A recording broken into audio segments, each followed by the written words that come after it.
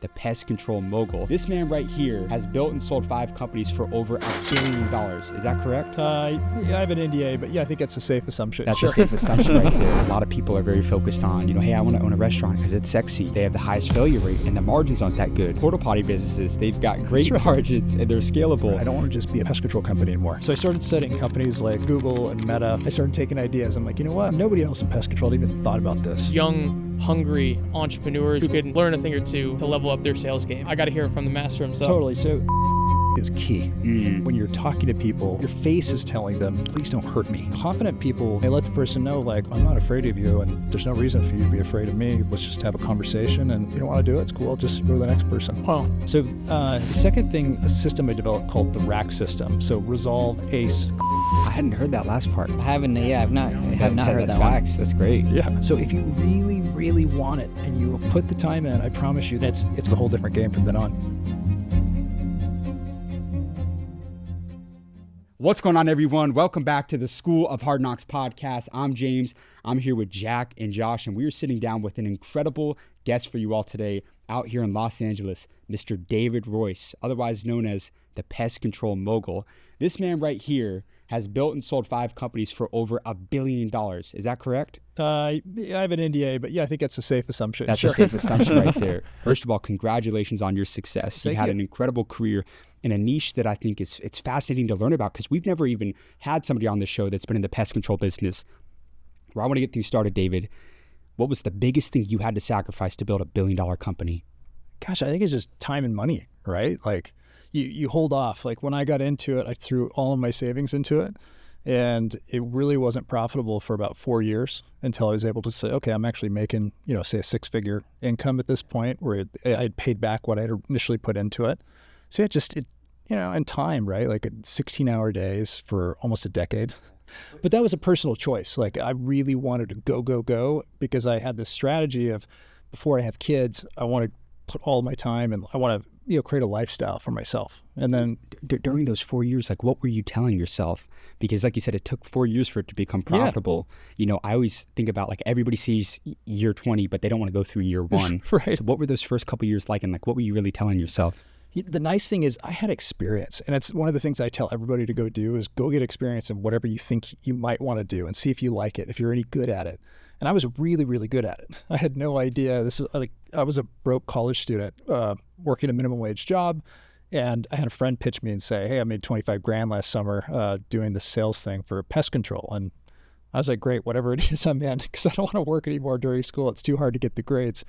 And so I went and did that. I fell into it. I was really good at it. I was horrible at first. I didn't sell anything for 5 days. Everybody else around me is selling 1 to 4 accounts. And little by little, I was able to, figure it out. But then I was top rookie by the end of the year. I was writing sales training manuals and overseeing the entire program and hiring, 100 different guys to come out and work for me in the summertime.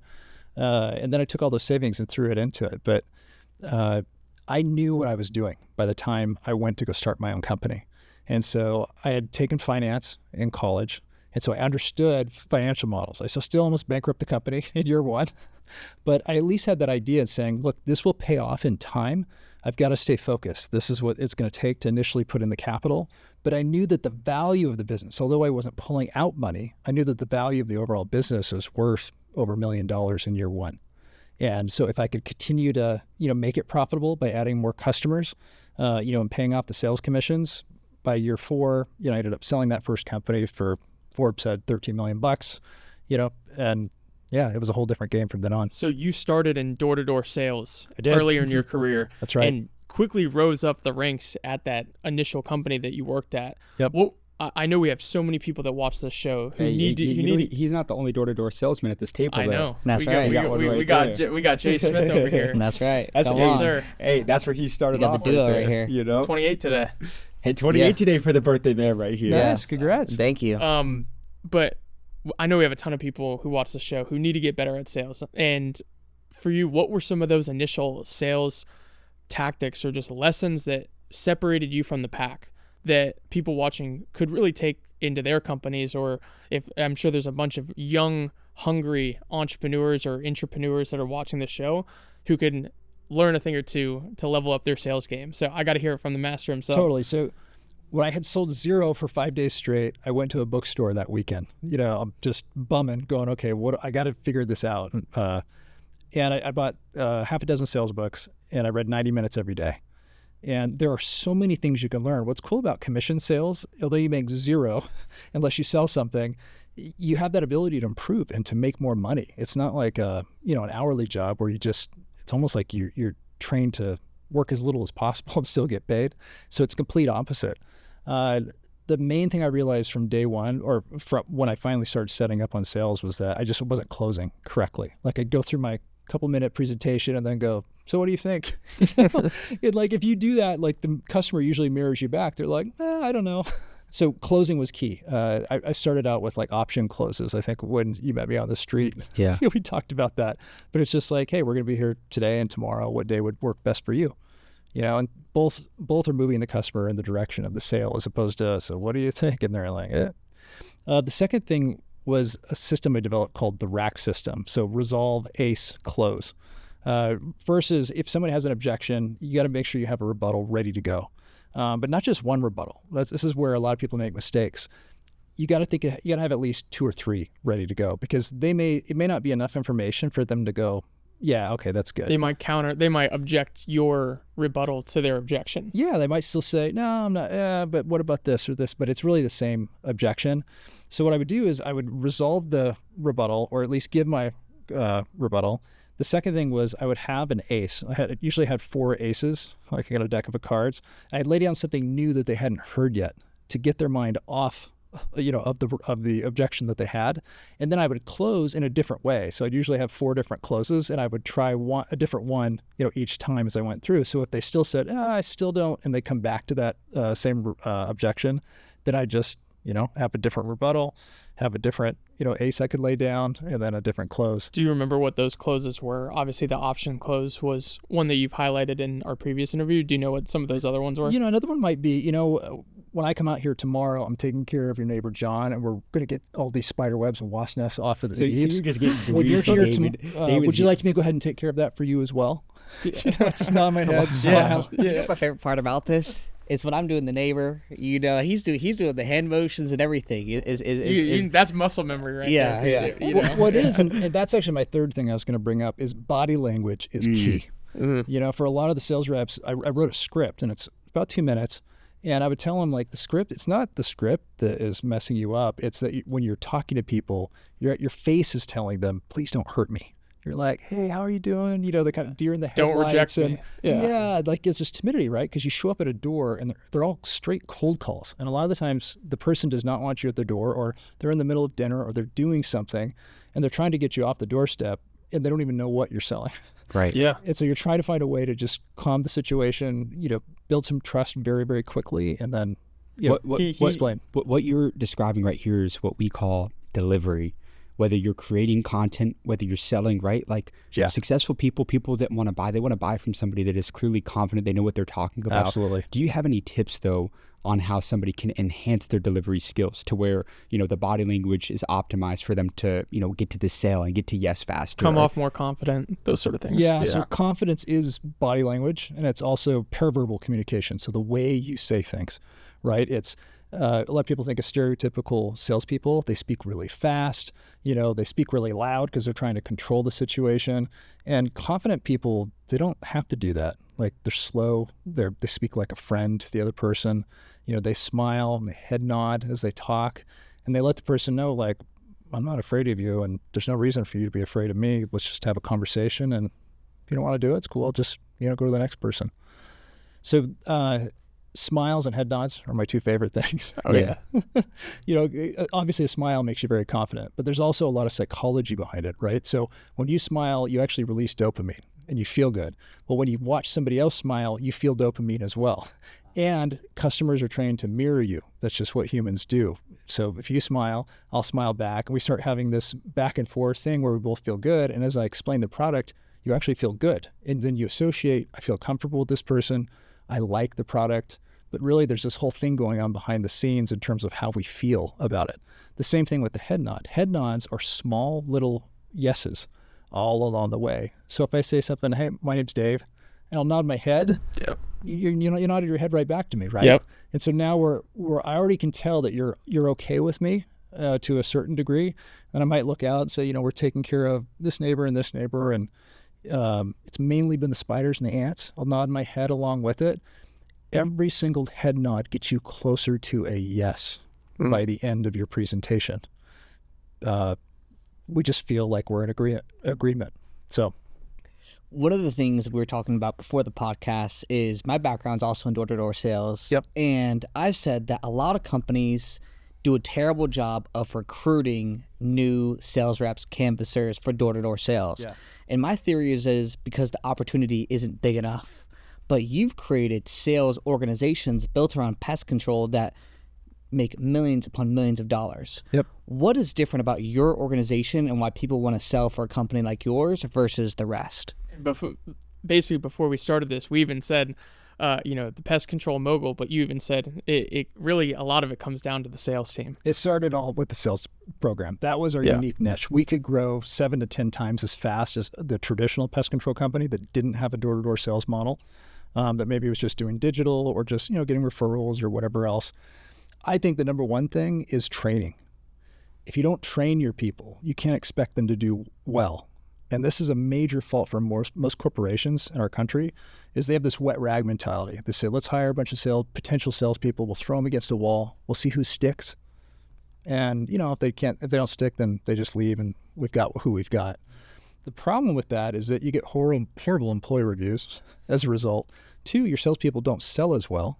So how do you expect to be like number one if they aren't the number one sales trained team? And then 3 would be hiring. When you're hiring, you really got to be able to kind of sift through everybody and ask them, like, show me something you've done that was really hard in the past. And either they have experience in sales or they have experience in something like leadership that shows that they at least, have the basic, if they're not just total, like you can mold them into a great salesperson. They got the fire in the belly. Yeah, they got to be hungry. That's for sure. Do you think if a company is hiring for door-to-door closers, should it be primarily commission only, or are you a fan of base plus commission? Commission only. Why? Because if you eat what you kill, you eat what you kill, right? Like yeah. you have to do it. Otherwise, it's kind of like, well, you can just go through the motions. But those people who make the very most, they're on commission only. And they want it. They're like, no, I don't want this. I'll make less if you pay me a salary plus a commission or a base plus commission. So, David, you obviously building great sales programs and sales organizations was a big key to your success as an entrepreneur. But I want to get to more on the operations side of things because you've had multiple exits in the pest control space. And so what else for you outside of just building that great sales team was so key for you to be able to run this play multiple times and do it bigger and better every time? I think even a better question would be what's something at each stage for each of the companies that you founded and exited that you took away from that experience that led to the success of you getting to that next level? Yeah, so the first thing was the model that I structured and the deals. So it all goes back to my first year in business. I almost bankrupted.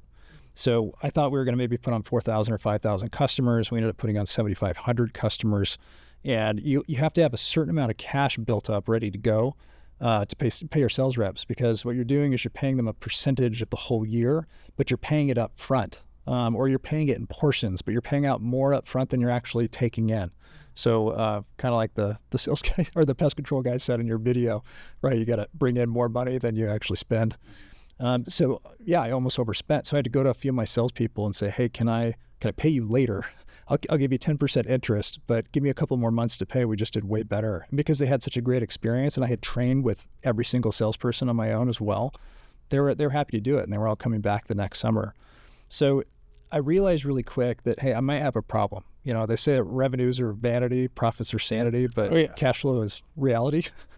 And so I'm glad I learned that lesson early on. I hadn't heard that last part. Cash flow is reality. I have not heard that one. That's great. Yeah.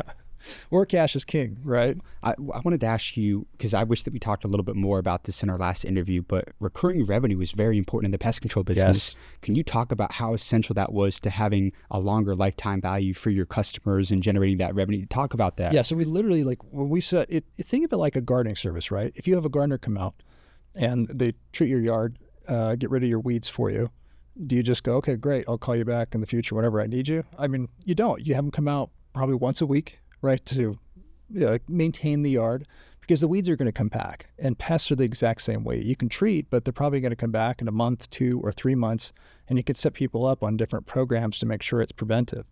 What's ironic is, the customers who had the least problems with us, they were our best customers. They stayed with us the longest because they didn't want bugs, and that was the idea. It's kind of like an insurance policy, and if you see something, hey, call us, we'll come out for free in between services if you have our recurring service.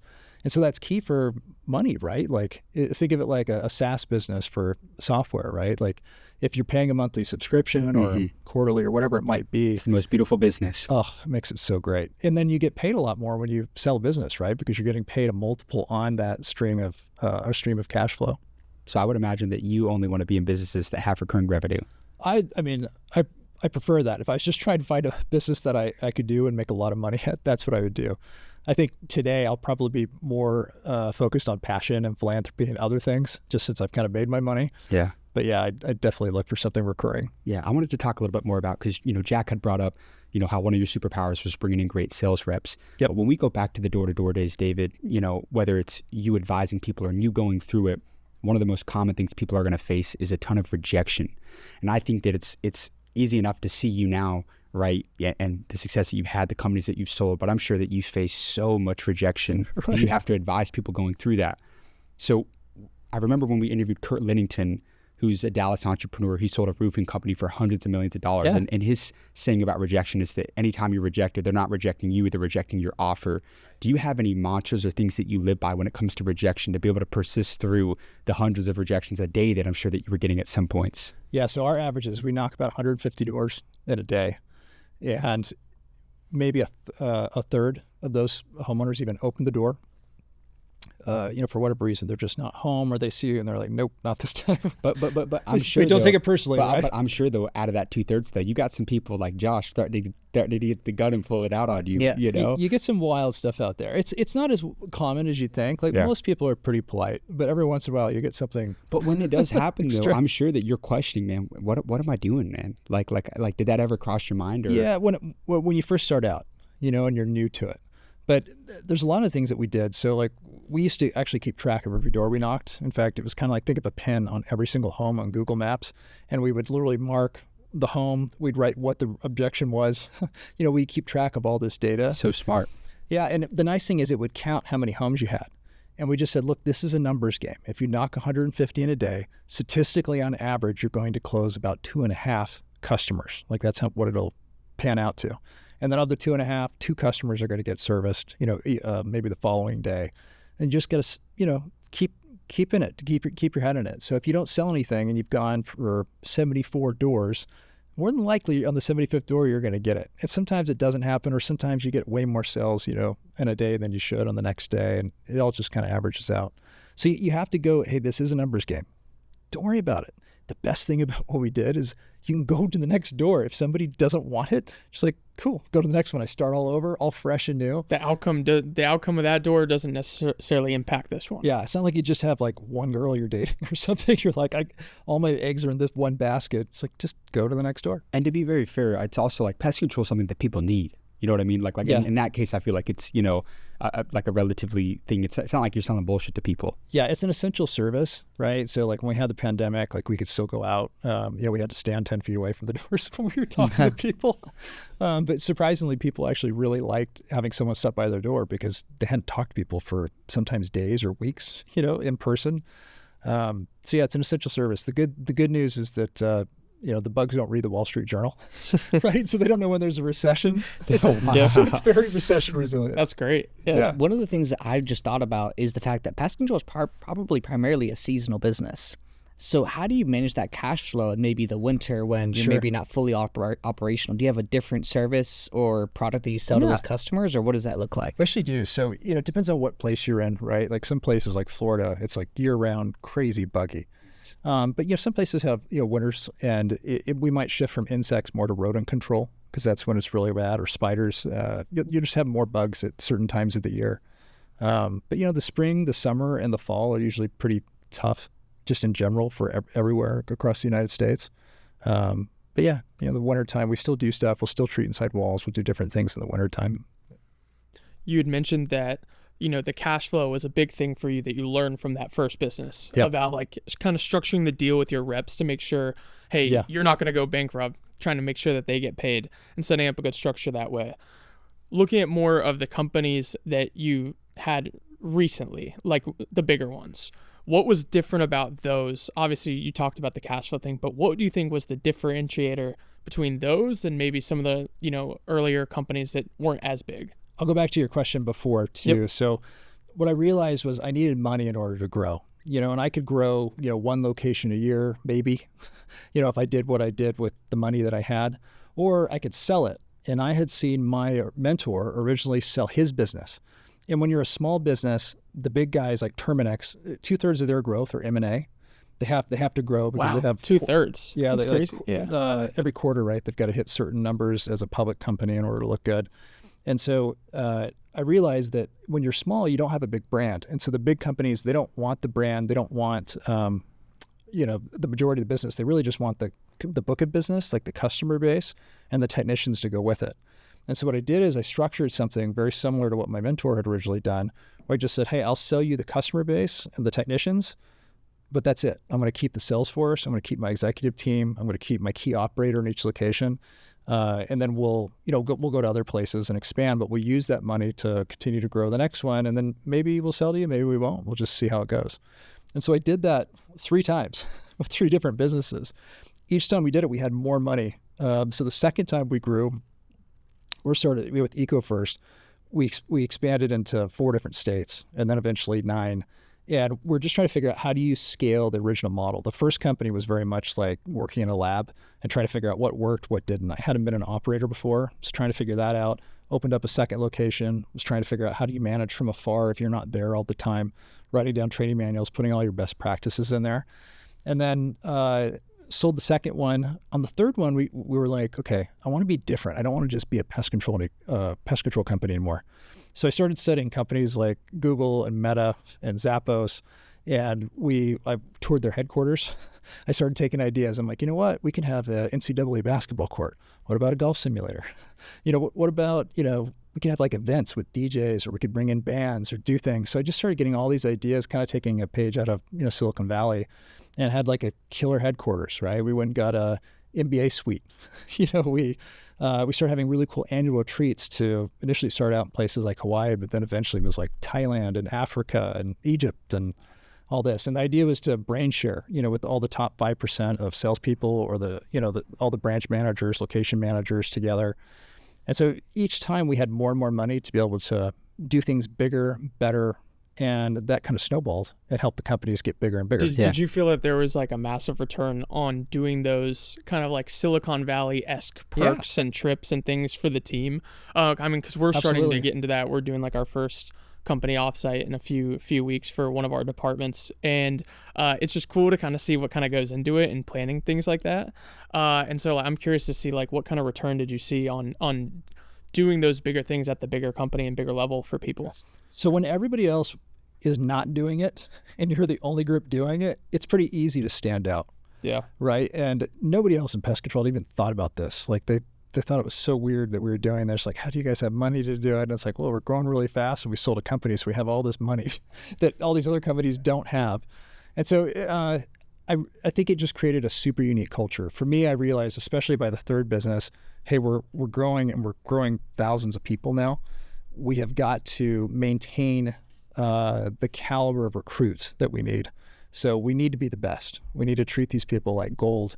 And then also for me, I was feeling like I couldn't be there in every spot. Everybody couldn't know me. And so the culture had to be bigger than just what would Dave do. It was like, what would the company do?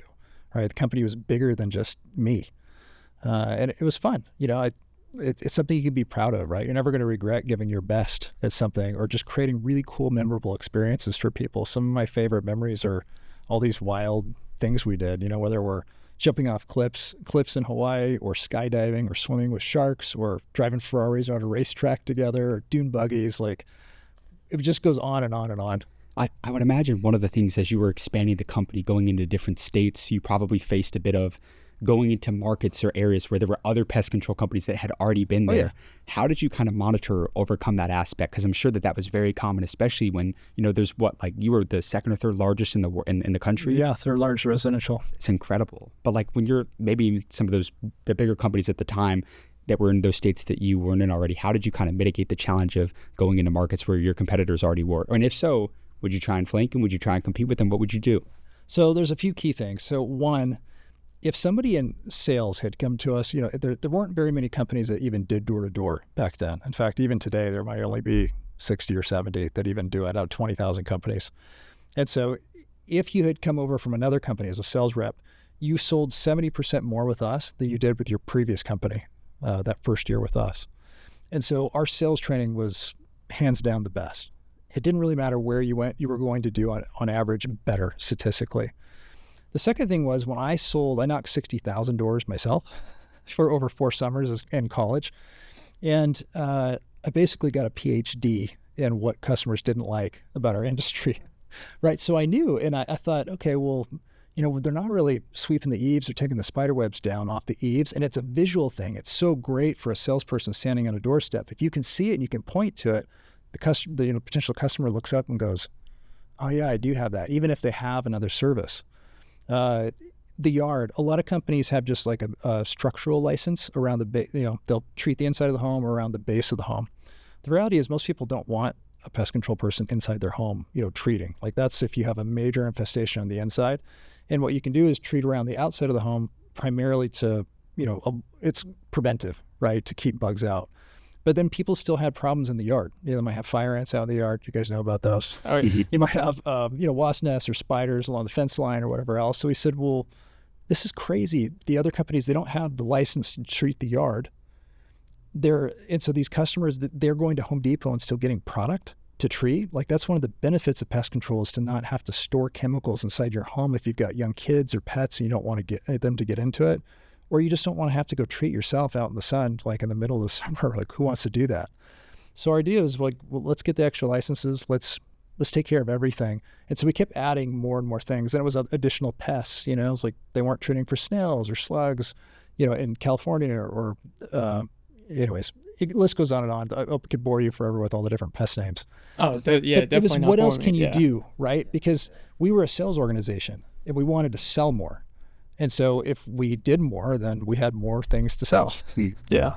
So yeah, we just kept finding new ways to go around them. In the beginning of your company, you said that the hardest thing for you to manage and to really just get a hold of was just cash flow to be able to pay people and to continue to grow the company. Yeah. But once you get past that stage, as you're growing, what was the hardest part about building the business that you're in? And was there ever a moment that was like, hey, I got my back against the wall and I just don't know what I'm going to do here? So best practices, getting them all into training manuals, and then the actual training programs are the hardest thing. I was unique because I had such a bad experience my first 5 days that I saw the power in training and the need for it. And although people had been knocking door to door in pest control for maybe a decade, there were only like really 3 companies that were doing it, and there may be only 500 sales reps total in the entire industry. And today, I don't know if there's 10,000 or however many there might be. But I realized there was a hole in the training. And so I got to write a training manual for the company. I got to, go out and recruit people and train them. And I developed the program. I started videotaping or, video recording sales reps. Back then we actually had camcorders to record people. And we would watch their body language and teach them how to sell better. Then from that, I transitioned into operations. It's like, how do we have great training on the operations? The problem is that most business owners, like the small mom and pops, they never get to owning 2 locations because they don't know how to get all their recipe down in training manuals. And it's critical. I worked at a pizza parlor when I was 14. It's a mom and pop place, good people, but 0 systems. And then I worked at McDonald's when I was 15 when I got fired from my pizza parlor. Right? So I'm down on my luck. I go, you know what? There's one place I know that'll hire anybody. I'm going to go to McDonald's. And I worked there for 2 years, believe it or not. And you got good at cooking fries? Fries, like everything, right? Cashier. I I realized I did not know at the time how much I would learn from McDonald's, because they had a best practice for everything. And they had training videos, and they had checkoff lists for everything each day. And they always had you busy. They were very, very efficient. And so surprisingly, I learned so much from working there. Like, they probably made me hundreds of billions of dollars. I probably owe them a lot, right? Especially to a job that I thought was embarrassing when I was in high school. But I was just, trying to make some extra money at that time. It's so interesting that every single business has a different constraint. Like, one of our businesses is an agency, and we've realized that the constraint of that business is a labor constraint. And it's like, how could you turn someone who isn't as familiar with content or video, whatever it may be, and turn them into an absolute expert? And it's creating that Chick-fil-A manual, that McDonald's manual of training to turn someone from not knowing very much to turning them into an absolute expert. And so I just think there's so much, it's so interesting to hear that it's not only just, a content business, there's also a pest control. And there's so many different businesses around the world that have these different constraints or whatever. And then training, right? Like, Nathan from Founder Magazine was interviewing me, and he said, so it sounds like you were just really good at creating, training manuals, and best practices and systems and process and all that kind of thing. And I was like, no, I don't think I was. That's how I initially kind of got into the industry. And I saw the difference it made in people's lives. And I'm like, this is key, right? Like, if I had had this, my experience would have been so much better. And how much more money would I have made? And how much more money would the company have made if they had really good training programs? So, yeah, most mom and pops, they're so focused on the day-to-day that they don't think about this. By the end of the day, they're just tired. And I tell people that, your time it's critical. Divide everything into A's, B's, and C's. A's are things that are the most important, but they're not urgent. B's are somewhat important, somewhat urgent. And then, C's are, they're urgent, but they're not important. So C might be paying your bills, right? You have to pay your bills, right? They're urgent. You don't want to be late, but you should set those up on auto pay. You don't have to pay them yourself, or you can have somebody else pay them for you. Delegate. Yeah, delegate. Yeah. Like, if you don't have to do it yourself, like if I don't have to do it, I don't do it. Like, absolutely not. And you learn this in time. B's might be hiring people, right? Like, you have to hire great people. But you can, train other people to do that. And you can create, a training manual, a checkoff list for what is it that you're looking for. The A's are things like, how do you increase revenue? How do you add another product or service line? How do you become more efficient? How do you increase profitability? How do you cut costs? It's all those key things to the business. The signal. Yes, that's exactly what it is. It's the signal. Yeah. Yeah, we interviewed Kevin O'Leary and Robert Urchevek from Shark Tank. And Kevin O'Leary, of course, used to work for Steve Jobs, and he always said that there's the signal to noise ratio. Signal are what are the three things, the most important things that are the most important in the business today. And a lot of people get those wrong. They don't realize, hey, that is strictly what's going to push the business forward, especially from a monetary standpoint. Everything else is the noise. And I love how you broke that down. For anybody who's wants to look deeper into that, it's actually called, I think it's called the Eisenhower Matrix. And you can find it in Stephen Covey's book. Yeah, love Seven Stephen Habits Covey. of Highly Effective People. I want to stay on the signal, because what's interesting to me is in your career journey, you stayed pest control and ran the play over and over again. You talked a little bit about it earlier, how you learned from a mentor. He had an exit, he had more money, so now he can make an even bigger pest control play.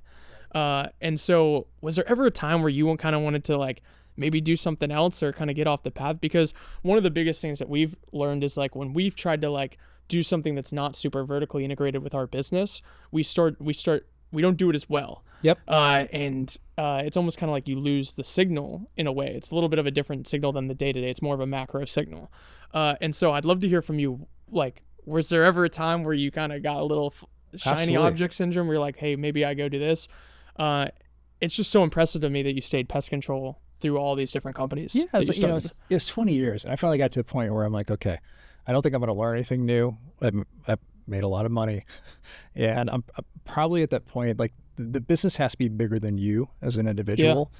And so it needs to be in the hands of somebody who's truly passionate about it and excited to continue pushing it along.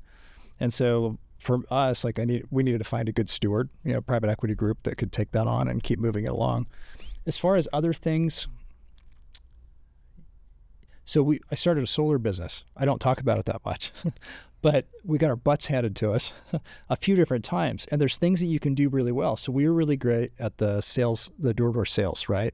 And so we went out and we said, okay, the first year we're going to just take 15, 20 guys and we'll go sell, but the operations will be done by somebody else. Well, we did it. We killed it. We did amazing. We're like, awesome. This is like another business we can do.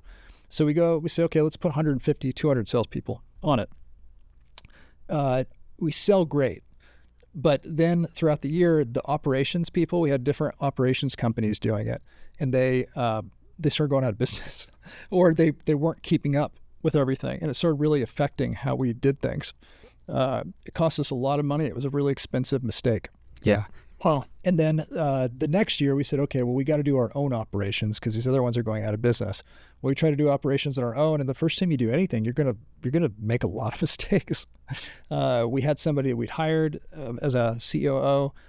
He bailed initially. We brought somebody else in that was less qualified, paid a lot of dumb tax as a result.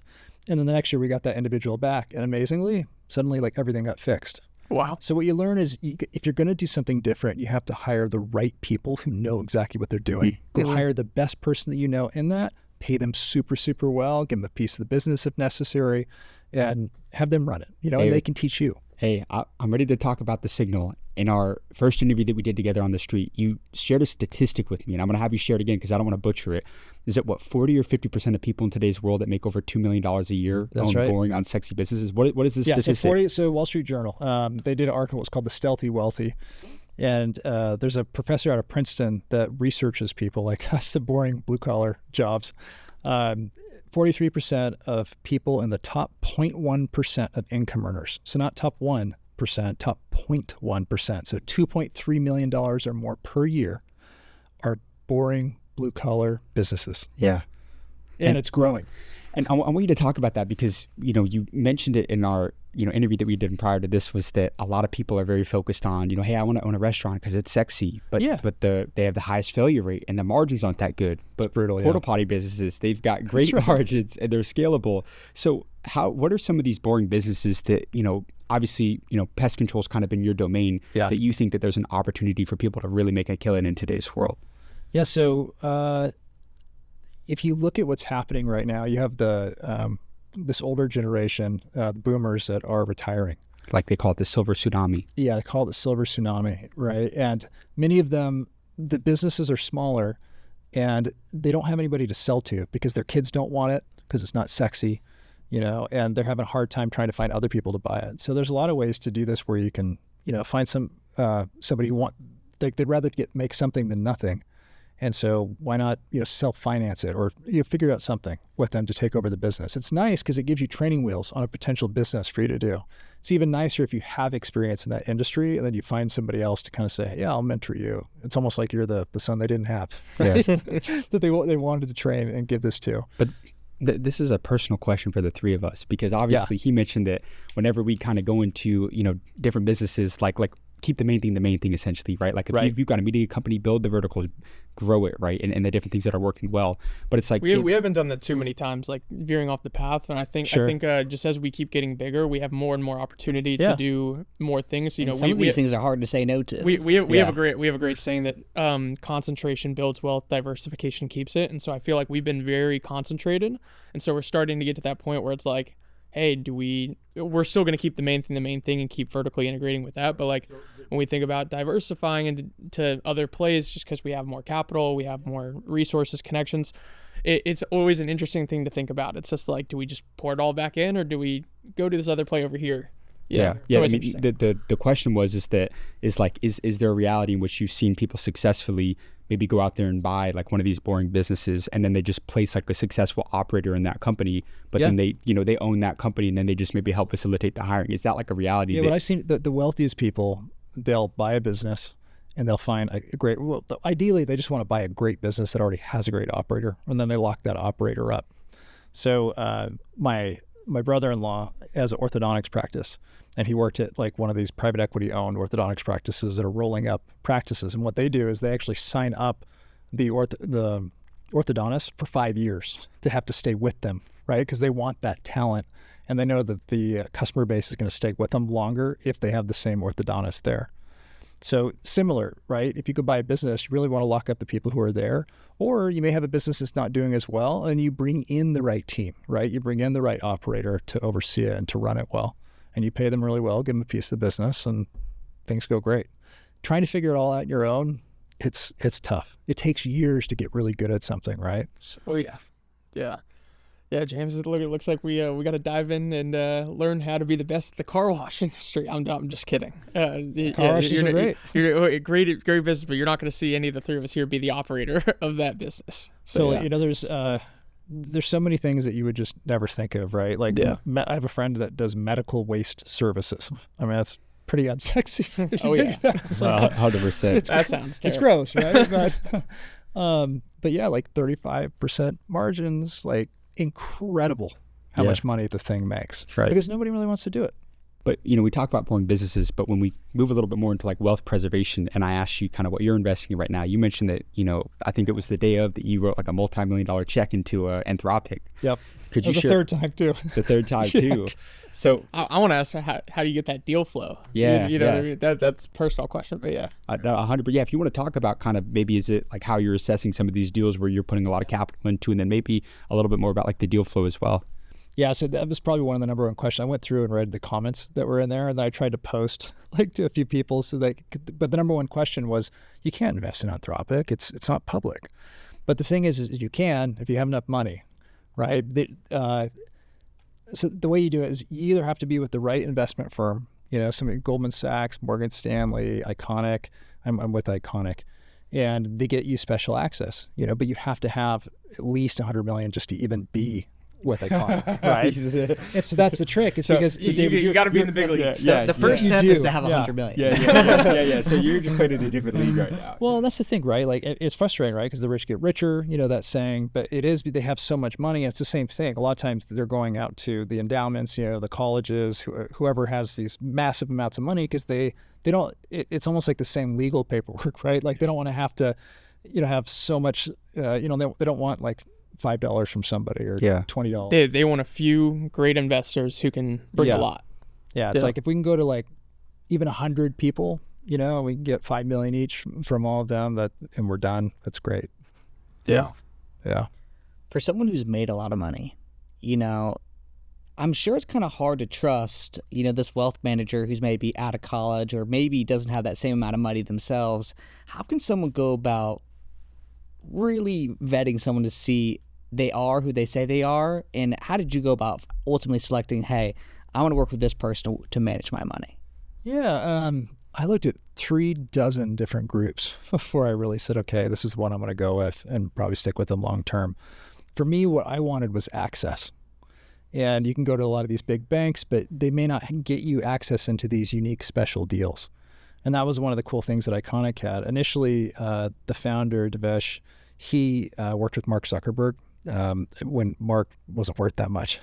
And then, you know, Mark obviously did really well. But they had this idea of, why don't we combine like Mark with maybe like Reid Hoffman or Jack Dorsey or all these other tech entrepreneurs, because many of them knew each other. And then we can act like an endowment.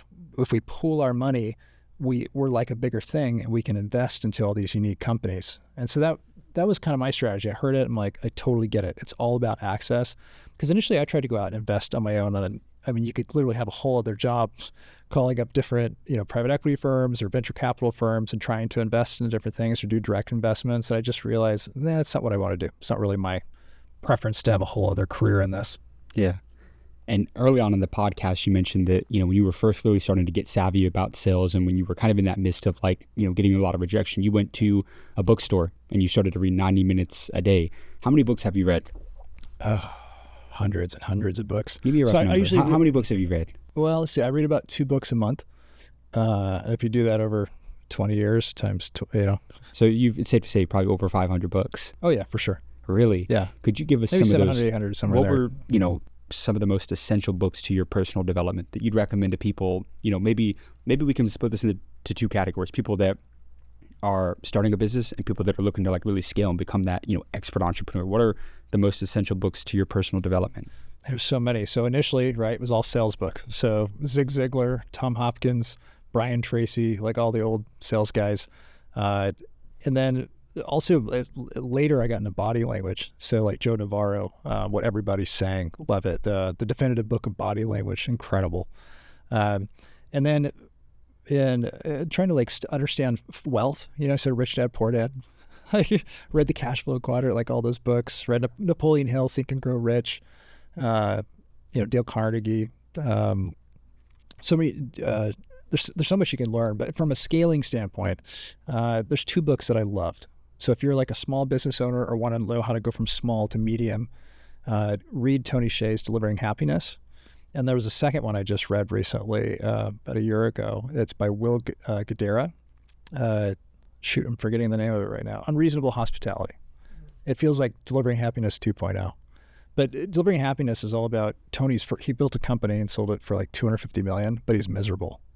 And what he realized is when the company was growing really fast, they didn't have core values set up. They didn't really have a culture they were trying to create. And so they were just hiring anybody for the resume, but they weren't hiring, you can actually hire not just for the resume, but also for the people, and make it a really, really fun culture. So when he started to do Zappos, that was a commitment he had. So they created these core values. They had a whole hiring process to make sure they brought in the right people. But then they had so much success in doing it, and they had such great employee retention and customer retention. Then they started letting you tour their facilities. And so that was one of the headquarters I went and toured. And it's just so fun. There's so many different things. They just thought outside the box, and I loved them. Like, they initially started as a shoe sales or a shoe company. Like, what's sexy about that, right? Oh yeah, 100%. Well, David, we like to end these podcasts off with 2 questions for our guests. I'm going to start, and Jack will finish this up here. So, David, 49 years old today. Yep. 49. If we were to die tomorrow, and you could leave one last message, one last guiding principle with the younger generation, with your children, what would that be? Don't worry how well you do in school. Try to get great grades, push hard. But the information age, and with AI coming, you're going to do great later on. If you're just willing to put your butt in a chair and like study, and you can be passionate and obsessive about something, that's what you're going to do great at. Everything is about time. Persistence is genius in disguise. Talent is directly proportional to desire. So if you really, really want it and you put the time in, I promise you there's a way to learn on the internet, partially from you guys, right? The podcasts, all the master class, there's so many things that you can utilize today. And AI is like my new best friend. It's my business mentor. I just constantly am talking to it, brainstorming new ideas, and it's so much fun.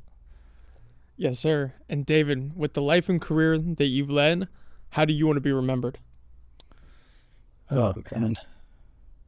I don't know. I don't really think about that too much. I'd say that the funnest thing for me was always training people and helping them develop a skill set for success. And, when you're a broke college student and somebody says, here's a way to make tens of thousands of dollars every summertime, or hundreds of thousands of dollars, or even $1 million for a few freaks of nature out there, it's life-changing. And I know for me personally, I was never going to starve again. I knew I had a way to make very good money. And I love that. I hope that I'm remembered maybe for developing leaders. Gandhi said that, it's the sign of a good leader is not how many followers one has, but how many leaders one creates. Mm. And I've loved seeing so many people join our organization, in a entry-level role and work their way up into a management position or an executive level position. It's always been inspiring to me to see people take the opportunity and run with it. I love that. Well, David, this was an amazing conversation. Thank you so much for your time today, and we really appreciate you coming on the Hard Knocks podcast. Thanks for having me, man. And for everybody that's watching right now, be sure to like and subscribe for amazing content, amazing episodes coming every week with the most fascinating business owners in the entire world, just like Mr. David Royce right here. We're going to put the link down in the description to David, all of his social channels. That way you can follow him, reach out to him. Maybe he'll sneak in a piece of advice to some of the people out there. And if you're looking for sales, you can go to activerecruiting.com. I guess that's my pitch. If someone felt motivated 100%. by it. Yeah, no, definitely. We're going to put the link down in the description to Active as well. That way they can check that out, follow along with you as well. And we're going to put the link down in the description to get access to the #1 entrepreneur community in the entire world called the School of Mentors, where every week we host live calls with 8, 9, and 10-figure entrepreneurs, just like Mr. Royce right here. He's done a call in the community. You came in, you mentored some people. How was that? That's awesome. Yeah, I love that you just get peppered with questions for an hour and 45 minutes or whatever. 100%, 100%. But you changed some lives in that process I hope as well. So. You definitely did, man. The people loved it, and we're super happy to have you on. So we can't wait to see you on the inside on the next live call inside the School of Mentors. With that being said, we'll see you in the next episode.